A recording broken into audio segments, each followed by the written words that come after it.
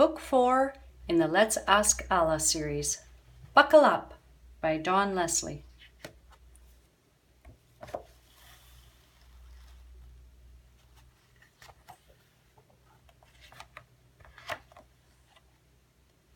I get the front seat, Jojo called out as she and her brother Rayan ran down the driveway to where their dad had parked their shiny white car.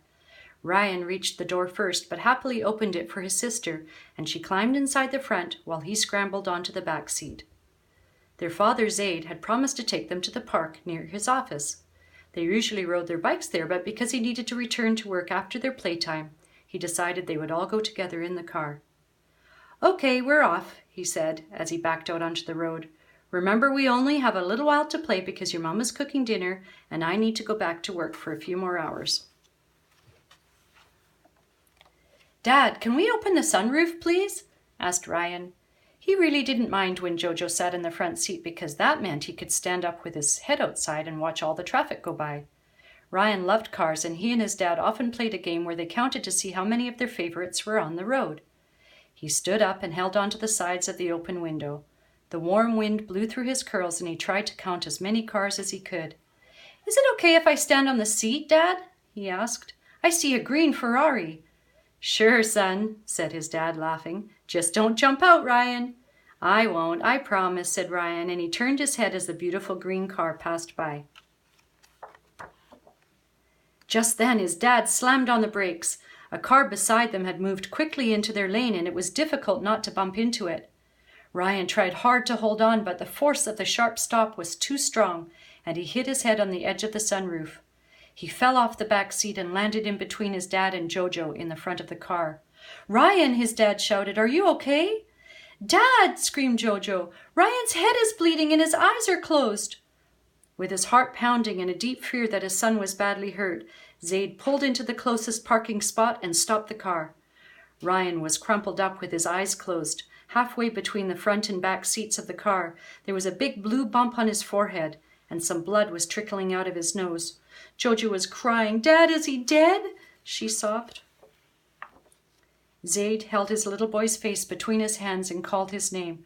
"Rayan, are you okay? Please wake up, my son." A few seconds later, Rayan opened his eyes and saw the worried faces of his dad and sister looking down at him. "I'm okay, Dad," he said slowly. "I just have a bad headache." Zaid whispered his thanks to Allah as he held his son close. "I am so sorry, my sweetheart. I should have taken better care of you and your sister. I know how important it is that you wear your seatbelts in the car, and I just never taught you how." The Prophet Muhammad said, "Each of you is a shepherd, and each of you is responsible for his flock. A man is the shepherd of his family and is responsible for his flock. A woman is the shepherd of her husband's household and is responsible for her flock." He helped Rayan to sit on the seat and strapped him into a seatbelt. "Jojo, please put yours on as well," he said. "From now on, we will never travel in a car without being safely buckled in. Even if we're holding on as tightly as we can, we're not strong enough to stay in our seats if the car needs to stop quickly for some reason." He buckled his own seatbelt and started the car.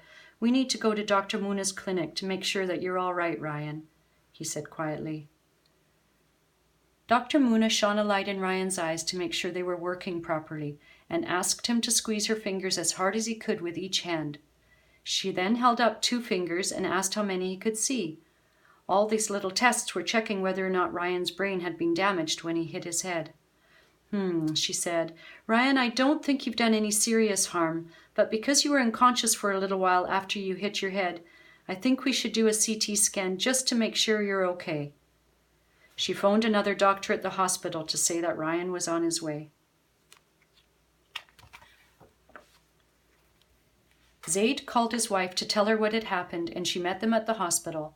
When they arrived in the radiology department, the nurse smiled at the worried family. "My name is Adil," she said. "Rayan, once you've put on the gown, I will tell you all about how this test works, okay?" She explained that he would be asked to lie down in a bed shaped like a tunnel, which moved back and forth under the X-ray machine. She promised him that he would not feel anything at all, and although the radiographer would be standing in another little room while he took the pictures, Rayan would be able to hear and speak to him.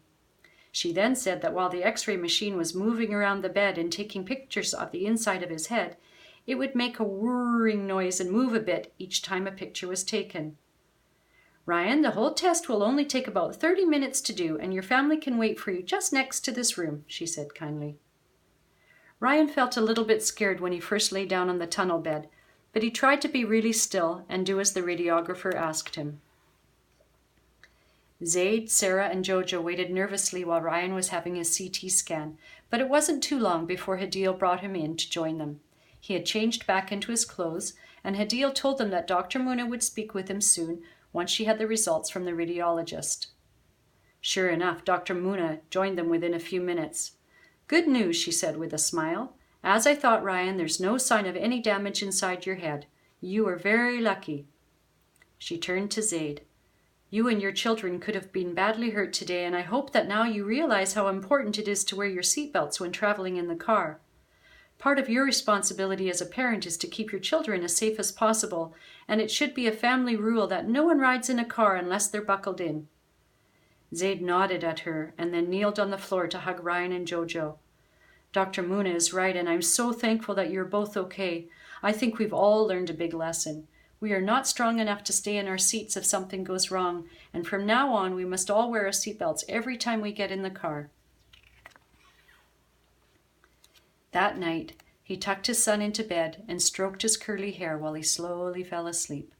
Just before his eyes closed, Ryan pulled his dad close and whispered in his ear, "Dad, I need to ask you something." "Sure, son," said his dad. "What is it?" "Do you think that if we both wear our seatbelts tomorrow, we could go for a ride in a green Ferrari just like the one we saw on the road?" "Yes," laughed Zaid softly. "That's a great idea." The end.